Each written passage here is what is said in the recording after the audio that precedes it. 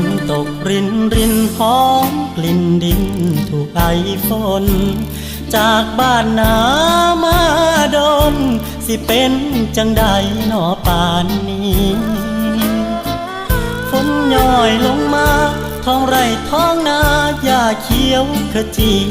หน่อไม้ไฟผักติ้วกูดจีหอดมือนี้ไผสิสนใจ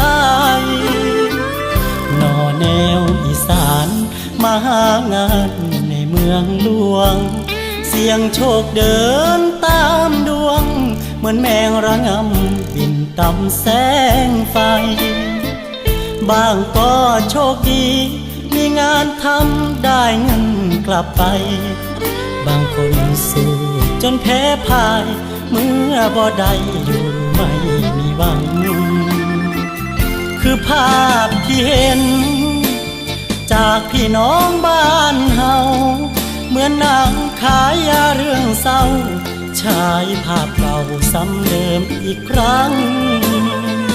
คอยก็หนึ่งคนที่ติดหวังวนเหมือนปลาลงวังคือทอดบ้านเฮาวังวังทุกยามฝนหลั่งรินในเมืองหลวงฝนตกรินรินหอมหินหินอยู่ในหัวคือกลิ่นขี้ควายขี้งัวกลิ่นดอกสะแบงเบ่งบานเป็นพวงส่งสายตาเงาผ่านม่านฝนโค้งฟ้าเมืองหลวงฝากใจกลับไปถามทวงคืดฮอดไข่บ่อีพ่ออีแม่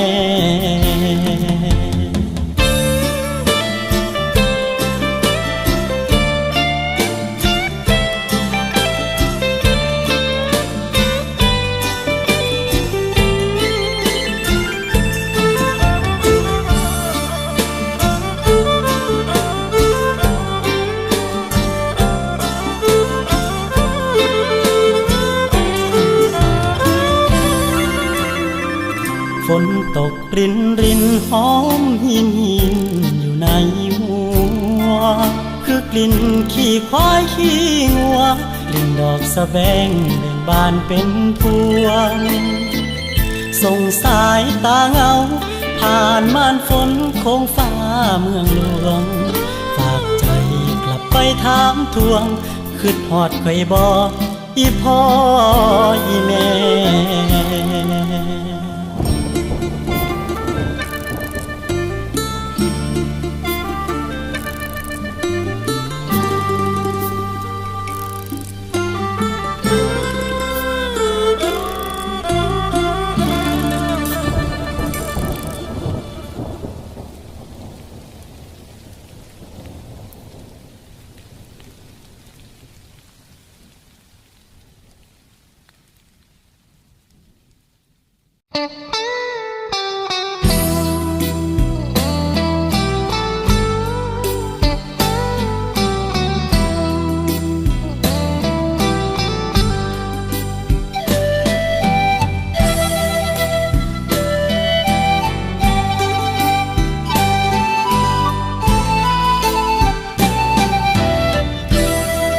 เก็บคำว่าคิดฮอดยอดกระปุกหัวใจสะสมไว้ในยามสองใจต้องห่างน้องคอยอยู่บ้านเฮาหากเหงาหรือคิดถึงจังเบิ่งดอกจานข้างทางแทนอ้ายพลังพลางก่อนเดิน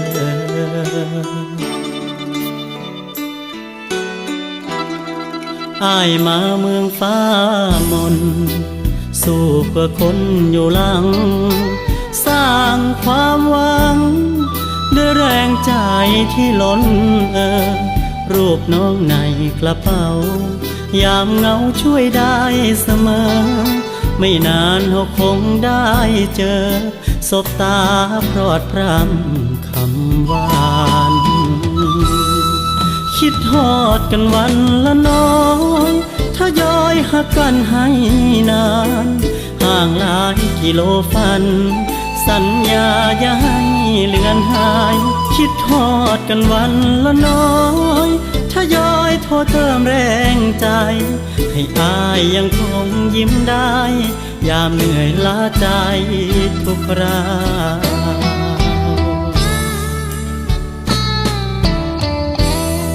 เก็บใจที่หักมันเฝ้าคอยวันที่หวังยามอ้างว้างนั่งคิดถึงวันคืนเก่าท้องทุ่งนาสีทองเคยมีอ้ายน้องยอกเย้าสักวันหนึ่งสองเฮาคงได้ทบทวนความหลัง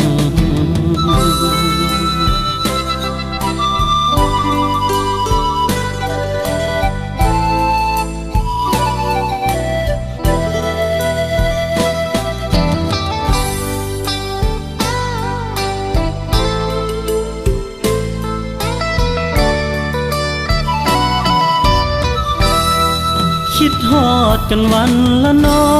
ยทยอยหักกันให้นานห่างหลายกิโลฟันสัญญาอย่าให้เลือนหายคิดฮอดกันวันละน้อยทยอยโทรเติมแรงใจให้อายยังคงยิ้มได้ยามเหนื่อยล้าใจทุกคราว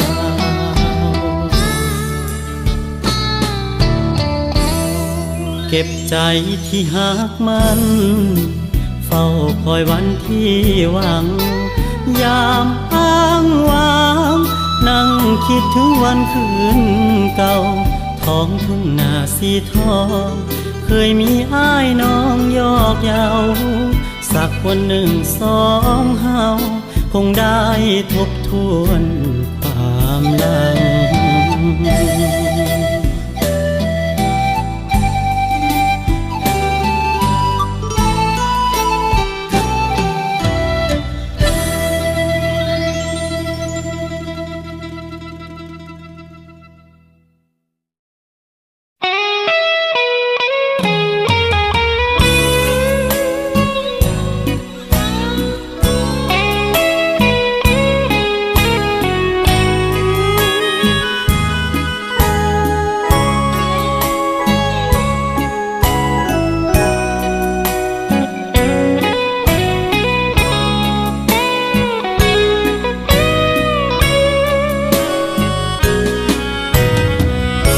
บ่ฮักบ่ว่าเจ้าดอกคำแพงเว้าน้ำพ่ออายมีแหงอย่าแห่งลายเด้อน้ำใจ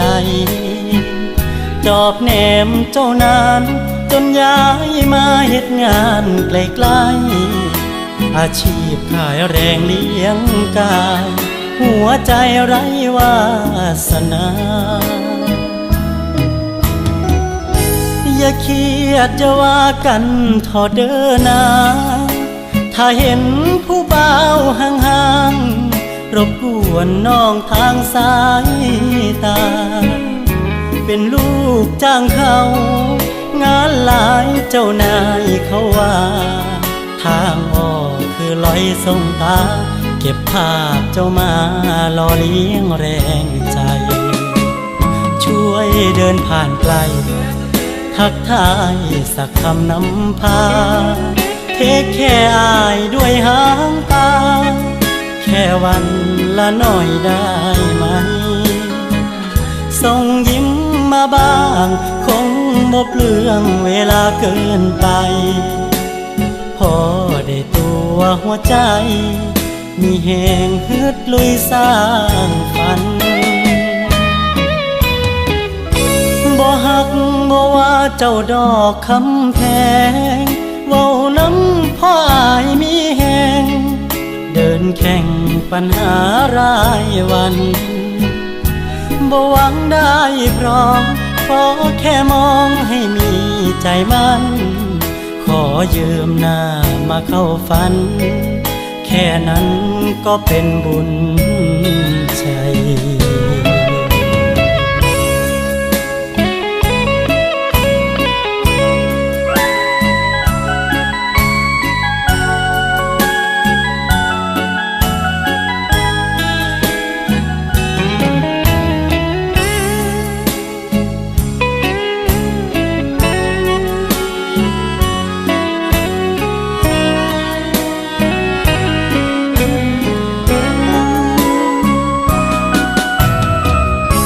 บ่ฮักบ่ว่าเจ้าดอกคำแพ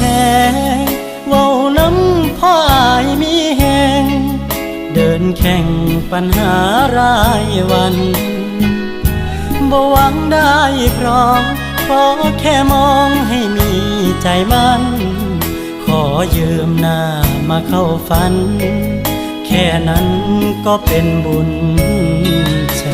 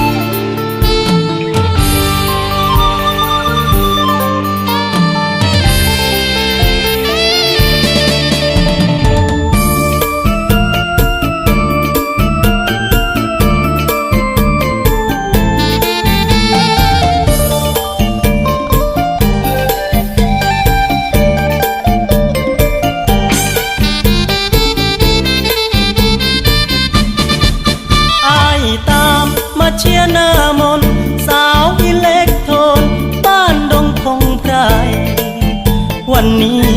มีงานแสดงเมื่อยามค่ำแลง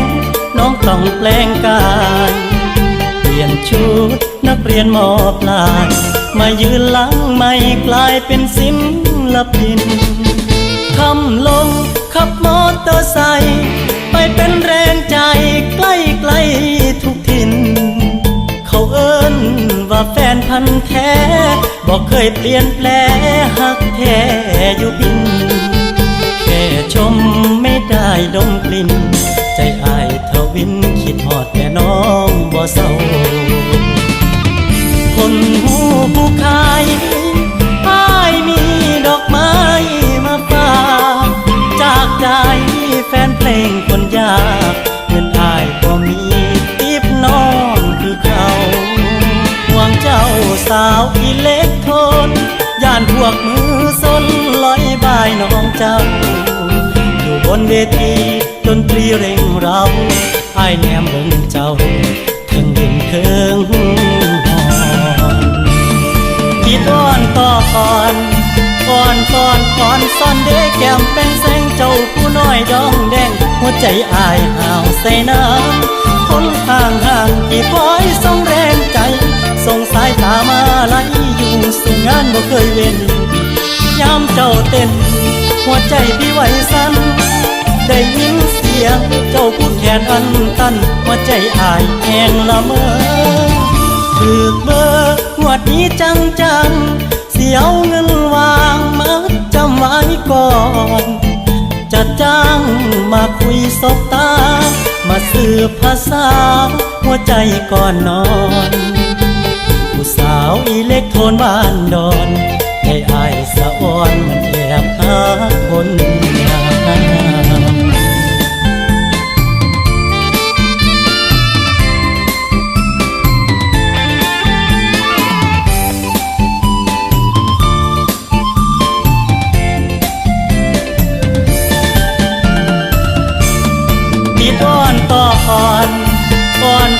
ก่อนซ่อนเด้แก้มเป็นแสงเจ้าผู้น้อยดองแดงหัวใจอายห่าวใส่น้ำคนห่างที่คอยส่งแรงใจส่งสายตามาไล่อยู่สู่งานบ่เคยเว้นยามเจ้าเต้นหัวใจพี่ไหวสั่น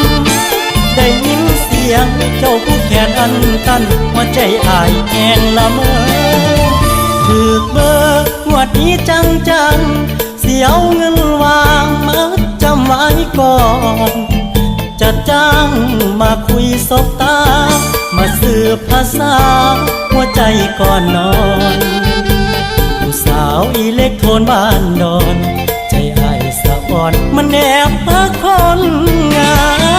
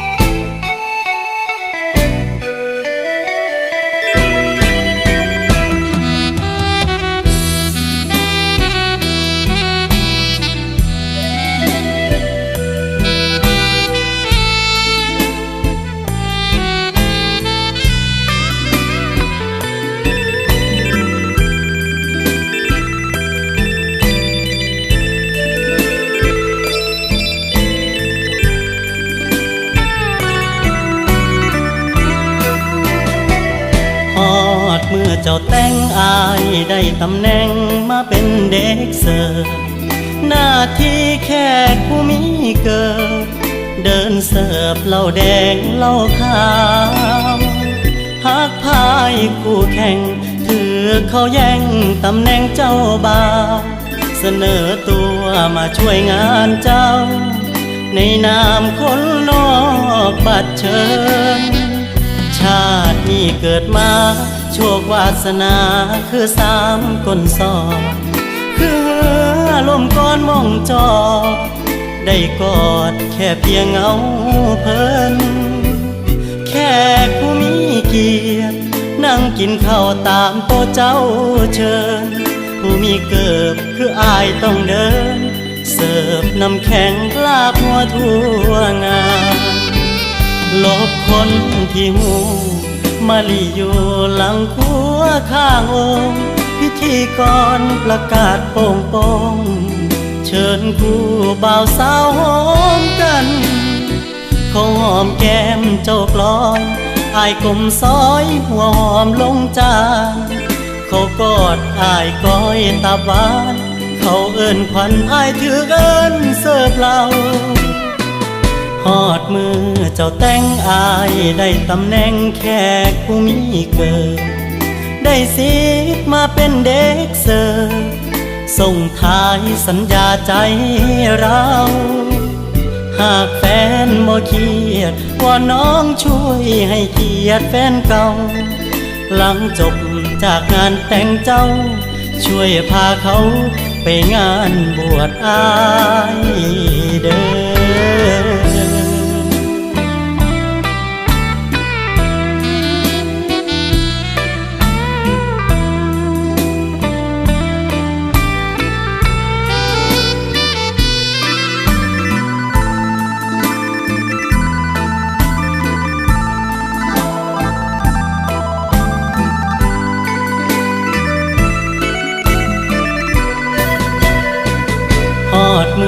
เจ้าแต่งอายได้ตำแหน่งแขกผู้มีเกิดได้สิทธิ์มาเป็นเด็กเสิร์ฟส่งท้ายสัญญาใจเราหากแฟนบ่เครียดว่าน้องช่วยให้เกียรติแฟนเก่าหลังจบจากงานแต่งเจ้าช่วยพาเขาไปงานบวชอายเด้อ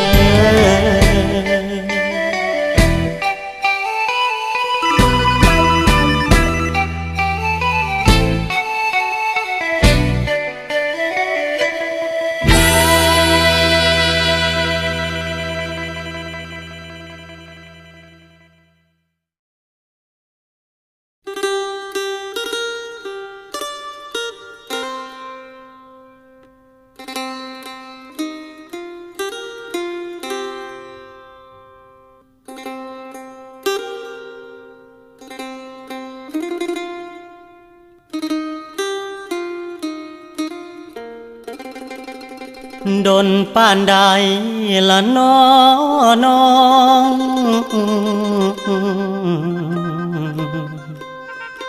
ที่เฮาสองจำต้องห่างกันหลังจากบุญบังไฟต่างคนต่างไปสู้งานถ่ายรูปใส่จอมือถือให้กันสบตารูปนั้นคอยวันสัญญา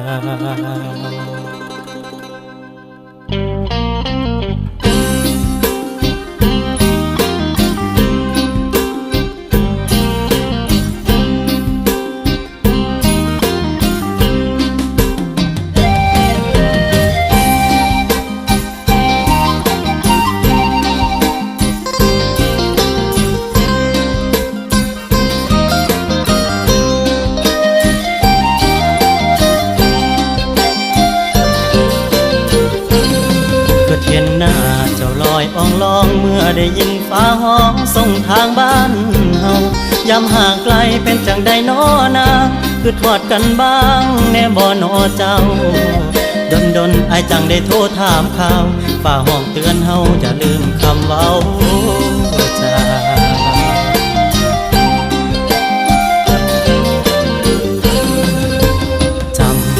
มือนั้นลอยจับมือกันใต้ตารางเทียงนามือถือแลกถ่ายรูปกันไว้เพื่อยามใกล้ให้ได้แนมต่างหน้าเมื่อบุญบังไฟเจ้าให้มาไล่ดอกมันปลาแล้วบอกอายว่ารอยขึ้นมาด้วยใจ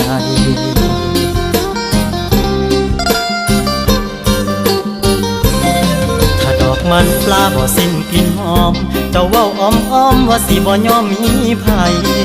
แต่เมื่อเอาไกลกันโดนอายบ่ไหวกังวลถึงสิเคยเชื่อใจย่านหน้าจอมือถือเปลี่ยนไปถ่ายรูปคนใหม่มายิ้มให้แทน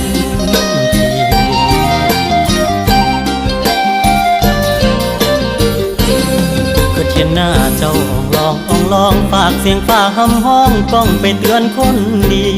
บ่อยากเป็นเพียงฟังเสียงเห็นเบอร์จานใจเจ้าเผลอย้อนเทคโนโลยีสบตาหน้าจอเป็นปีป่าปีนี้อายอยากสบตาหน้าจริง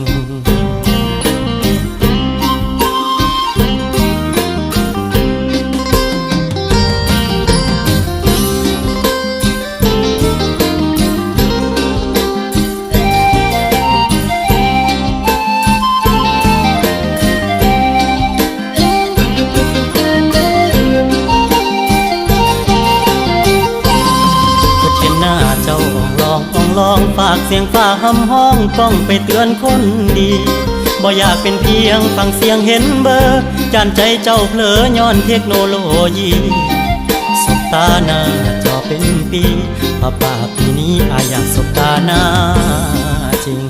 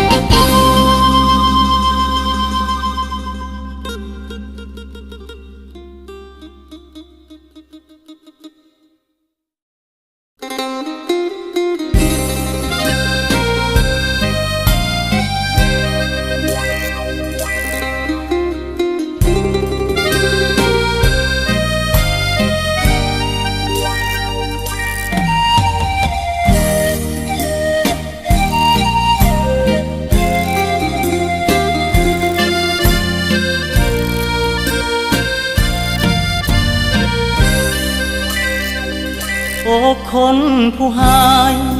หากง่ายคือไม่ลำปอจักเทื่อแล้วน้อที่พ่อคำว่าผิดหวังเห็นว่าบ่ปากคนอายหักก็เที่ยวหักหลังแม่นเป็นตาสังหักกี่ครั้งก็ยังคือเก่าเมื่อมาพบเจ้าสิเว้ากะยานซ้ำรอยคันว่าสิถอย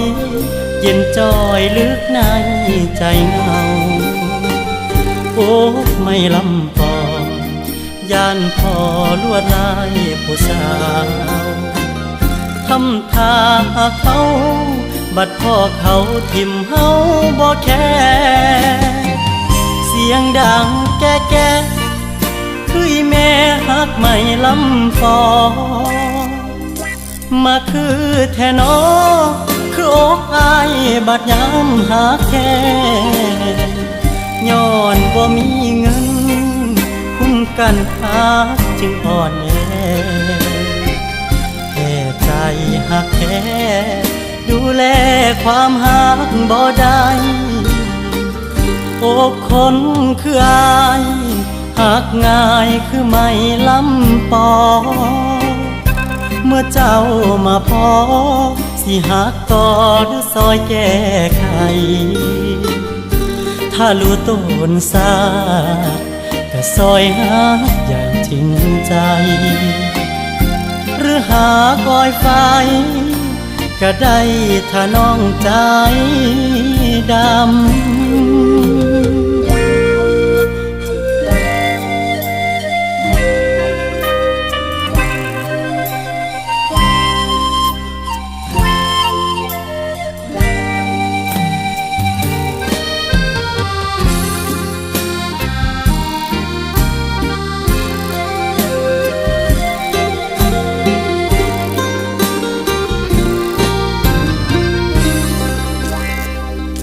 อกคนคืออายหากง่ายคือไม่ลำปอเมื่อเจ้ามาพอ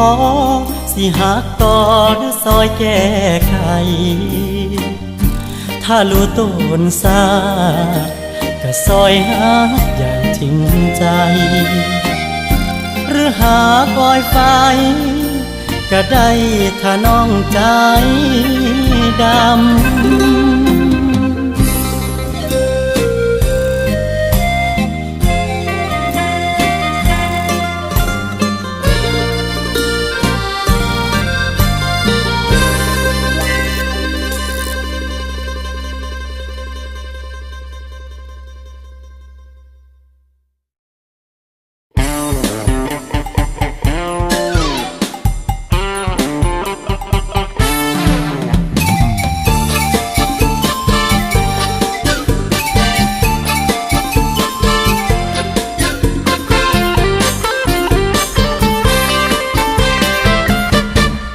แก้มปล่อยลอยสาวสำน้อยใจงา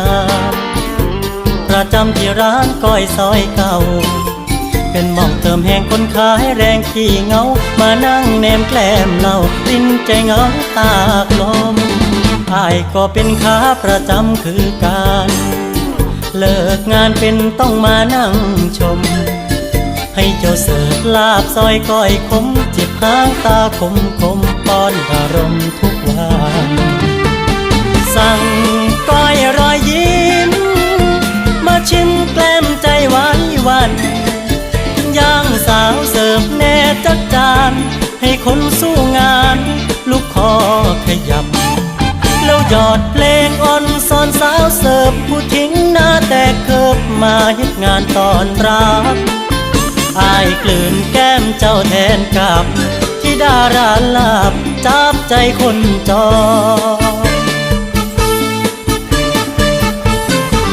ลาบอีสานภัตตาคารคนจนได้ยิ้มบนน้ำใจอาทรสั่งออเดิร์ฟเสิร์ฟฮักด้วยสมตอนยามเห็นหน้าอายปอนอย่าตัดรอนเด้อนะ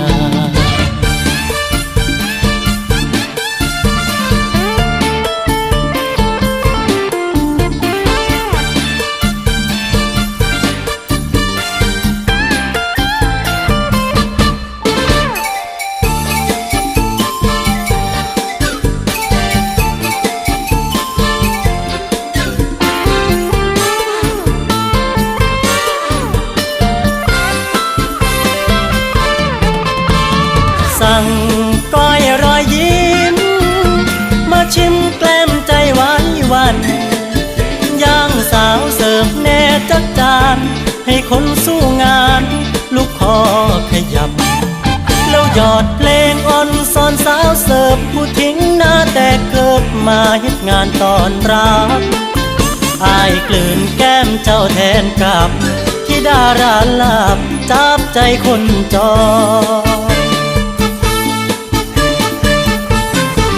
ลาบอีสานภัตตาคารคนจนได้ยิ้มบนน้ำใจอาทรสั่งออเดิร์ฟเสิร์ฟฮักด้วยสมตอนยามเห็นหน้าอายปอนอย่าตัดรอนเด้อนางสั่งก้อยรอยยิ้มมาชิมแกล้มใจหวานวันย่างสาวเสิร์ฟแน่จัดจานให้คนสู้งานลูกคอขยับแล้วหยอดเพลงอ่อนสอนสาวเสิร์ฟผู้ทิ้งหน้าแต่เกิดมาเฮ็ดงานตอนรับอายกลืนแก้มเจ้าแทนกับที่ดาราลาบจับใจคนจอ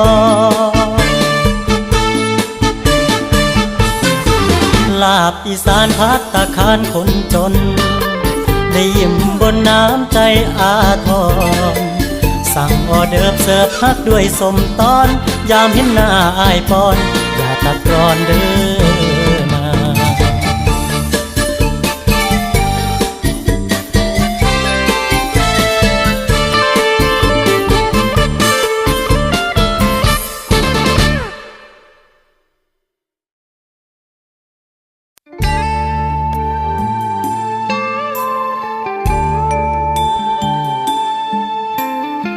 เ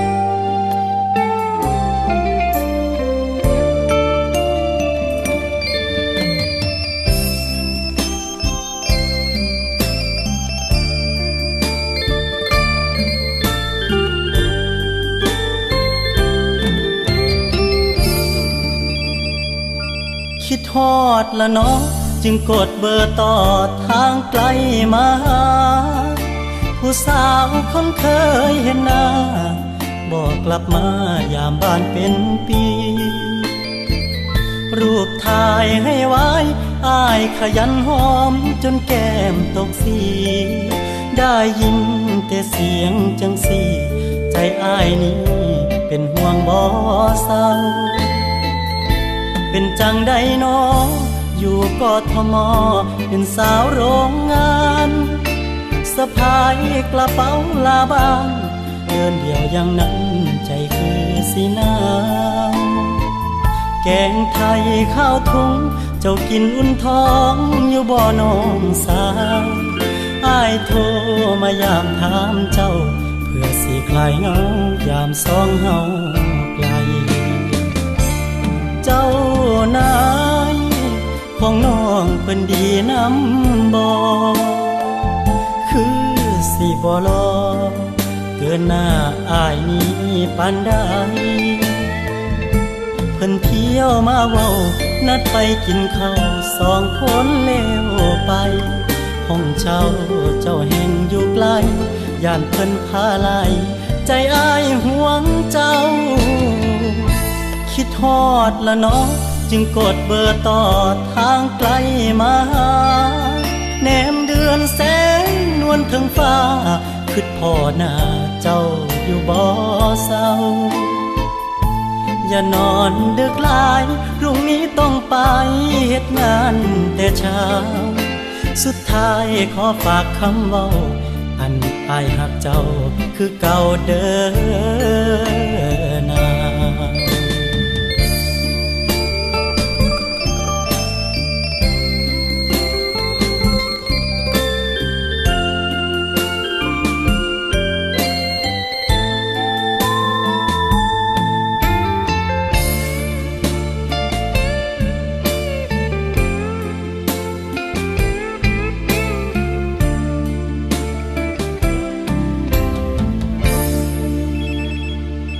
คิดฮอดละเนาะจึงกดเบอร์ต่อทางไกลมาหาแนมเดือนแสงนวลถึงฟ้าคิดพ่อหน้าเจ้าอยู่บ่เศร้าอย่านอนดึกหลายพรุ่งนี้ต้องไปเฮ็ดงานแต่เช้าสุดท้ายขอฝากคำเว้าอันอ้ายหักเจ้าคือเก่าเด้อนา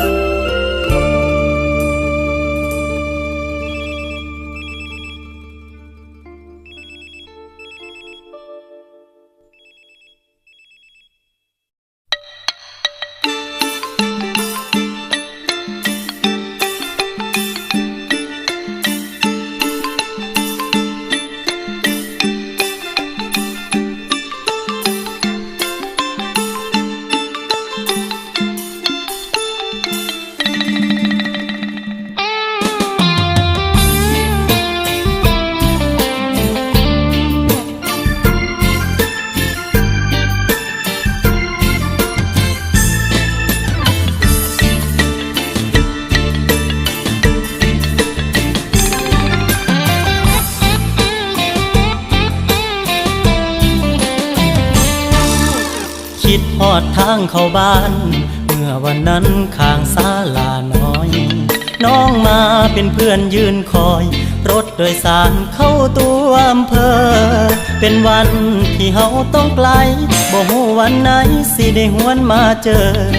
น้องโบกมือวอยวอยคอยมือตาอ้ายเลยเผลอให้น้ำไหลผ่า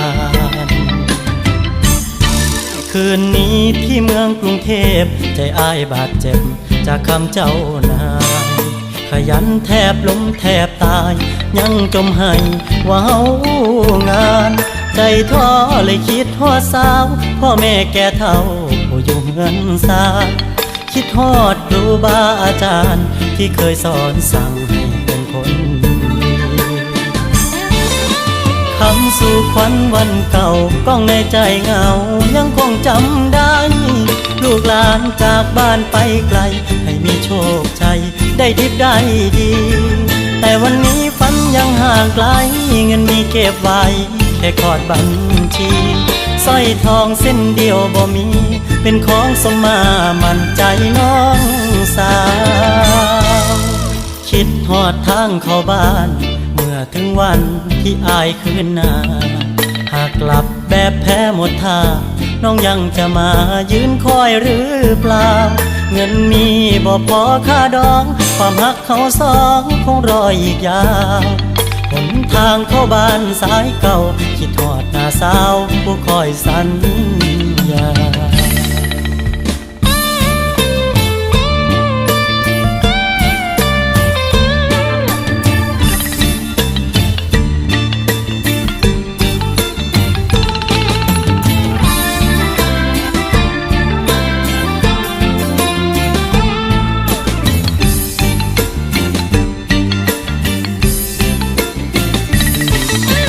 คำสู่ขวัญวันเก่าก้องในใจเหงายังคงจำได้ลูกหลานจากบ้านไปไกลให้มีโชคชัยได้ดิบได้ดี แต่วันนี้ฝันยังห่างไกลเงินมีเก็บไว้แค่ขอดบัญชีสร้อยทองเส้นเดียวบ่มีเป็นของสมมามั่นใจน้องสาวคิดทอดทางเข้าบ้านเมื่อถึงวันที่อายคืนหน้าหากกลับแบบแพ้หมดท่าน้องยังจะมายืนคอยหรือเปล่าเงินมีบ่พอค่าดองความหักเขาสองคงรออีกยาว